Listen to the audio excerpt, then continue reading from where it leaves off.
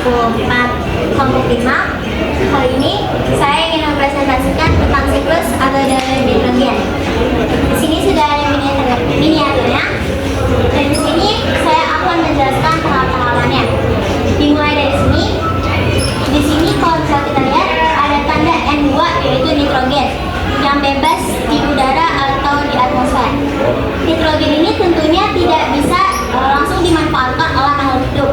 Tentunya nitrogen ini harus diproses lagi untuk bisa dimanfaatkan ke dalam makhluk hidup. Dan fungsi dari petir ini bisa untuk mengikat nitrogen yang bebas yang diserap dan menghasilkan senyawa-senyawa. Dan di sini adalah proses tahapan-tahapannya. Pertama, di sini ada tahapan dari fiksasi nitrogen. Tahapan pertama ini yaitu bakteri di tanah Rhizobium mengubah nitrogen bebas N2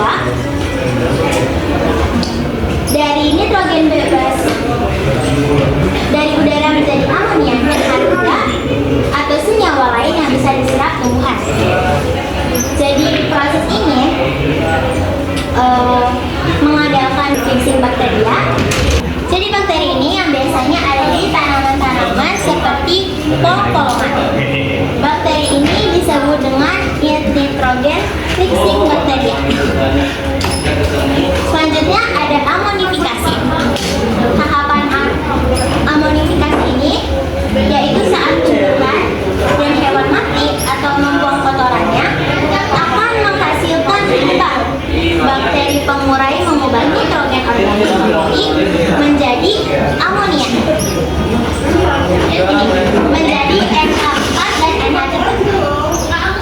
Selanjutnya ada nitrifikasi. Tahapan ini seperti misalnya Nitrosomonas dan Nitrobacter sebagai bakterinya mengubah amonia menjadi nitrit NO2 lalu menjadi nitrat NO3 yang diserap akar tumbuhan. Jadi dari proses inilah senyawa NH3 dan NH4 diubah kembali menjadi senyawa lain yaitu NO2 dan NO3 lalu diserap oleh akar tumbuhan dan menjadi nutrisi di dalam tumbuhan.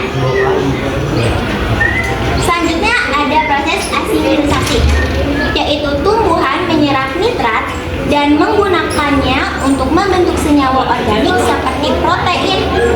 Hewan mendapatkan nitrogen dengan memakan tumbuhannya, dan dari sinilah nitrogen ada di dalam tubuh tumbuhan. Selanjutnya, ketika hewan mengeluarkan kotorannya, proses dekomposisi akan terjadi. Daur ini akan berulang sampai tahap-tahapan senyawa-senyawa yang ada di sini masuk ke dalam tumbuhan lagi dan diserap dan menjadi nutrisi bagi tumbuhan. Dan daur itu akan terus berulang. Dan di sini ada proses tahapan terakhir yang menyempurnakan dari siklus atau daur nitrogen ini, yaitu denitrifikasi. Tahapan denitrifikasi ini adalah tahapan terakhir penyempurnaan.